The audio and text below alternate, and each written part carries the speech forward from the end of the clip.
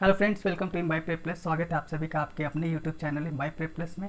तो चलिए आज इस वीडियो में हम प्रतिशत के एक सवाल को समझेंगे। इसी तरह के एक सवाल को हमने लास्ट वीडियो में देखा था, जहाँ पर हमारा क्वेश्चन ये था कि अगर ए की सैलरी 20 से 20% ज़्यादा है, तो यहाँ पर उस वाले सवाल में हमने ज़्यादा देकर और कितना प्रतिशत कम है ये सीखा था। यहाँ पर है अगर ए की सैलरी 20 से 25% कम है तो बी की सैलरी ए से कितने प्रतिशत ज़्यादा है। देखिए दो तरीके हैं, एक तो एक नियम से हम इसको सॉल्व करेंगे और दूसरा इसको हम डायरेक्टली फॉर्मूला बेस्ड जो होता है फॉर्मूले के ऊपर इसको पुट करेंगे इसकी वैल्यूज़ और उससे आंसर निकालेंगे। अब सबसे पहले हम क्या करते हैं, सबसे पहले इसको एक नियम से सीखते हैं। अब देखिए मान लीजिए यहाँ पर लिखा हुआ है अगर ए की सैलरी 20 से 25% कम है तो हमें बी की सैलरी माननी पड़ेगी। तो लेट या मान लीजिए जैसे भी आप लिखना चाहें, लेट बी सैलरी इज़, या मान लिया बी की सैलरी है 100 रुपये। आप हिंदी में करना चाहें तो हिंदी में लिख लीजिए, ऐसे कर लेते हैं। मान लिया बी की सैलरी है 100 रुपये, तो अब ए की सैलरी कितनी हो जाएगी। तो देखिए ए की सैलरी कितनी हो जाएगी, लिखा हुआ है 25% कम है, तो डायरेक्टली निकाल लेते हैं। 100 माइनस 100 का 25%, यही होगा करेक्ट। तो यहाँ से ये कैंसिल हो गया, 100 माइनस 25 यानी 75 रुपये।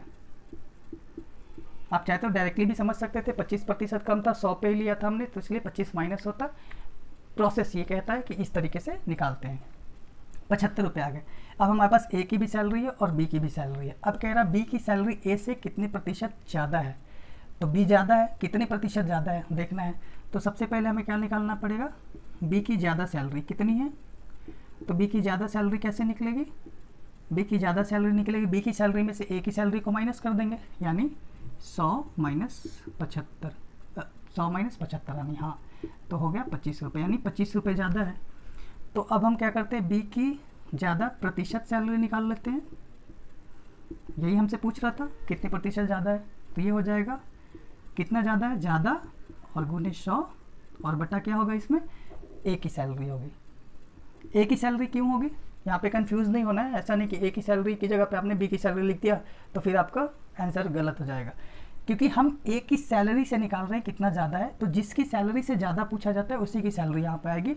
ऐसा ही कॉन्सेप्ट आपने लाभ और हानि यानी प्रॉफिट एंड लॉस में भी पढ़ा होगा, जहाँ पे परसेंटेज लॉस और परसेंटेज गेन की बात करते हैं, तो वहाँ पे ही होता है ना, गेन इंटू 100/CP। तो वही वाला हम काम यहाँ पे करेंगे। तो यहाँ पर क्या हो गया 3 और ये हो जाएगा 100/3 यानी 33.1/3%। ये आपका आंसर है। तो पहला तो तरीका ये था जहाँ पे हमने इस तरीके से इसको निकाल लिया। चलिए अब इसको फॉर्मूले पे कैसे निकालते हैं वो भी देख लेते हैं, क्योंकि वो इससे भी कम टाइम में आप इसको सॉल्व कर पाएंगे।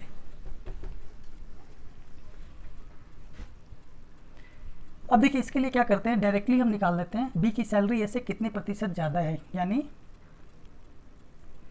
बी की मैं ऐसे लिख रहा हूँ ज़्यादा प्रतिशत सैलरी, डायरेक्टली निकाल लीजिए। इसका फॉर्मूला क्या होता है, R/100 minus R into 100 correct. और ये R क्या होगा, ये कितने प्रतिशत दिया हुआ था पहले, यही R होगा।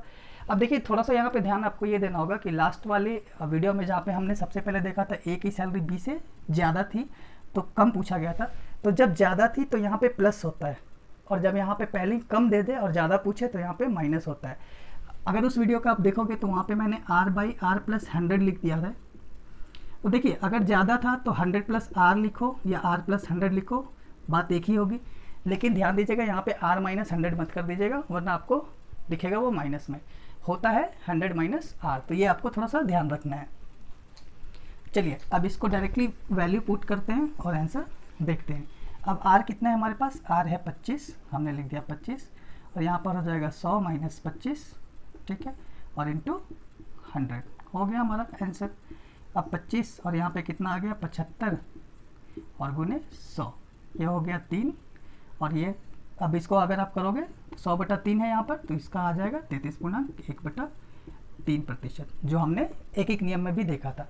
तो यही है आपका कॉन्सेप्ट, और इसी कॉन्सेप्ट के ऊपर में एक और क्वेश्चन आता है आप लोगों से कि अगर चीनी के दाम में 20% की बढ़ोतरी हो गई तो कंजप्शन में कितने प्रतिशत की कमी करेंगे, या चीनी के दाम में 20% की कमी आ गई तो कंजप्शन में कितने प्रतिशत की इंक्रीज़ करेंगे, ताकि जो आपका एक्सपेंडिचर है वो सेम रहे।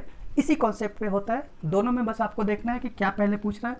ज़्यादा पूछ रहा है तो प्लस वाला, और अगर कम पूछ रहा है सब शुरू में तो माइनस वाला।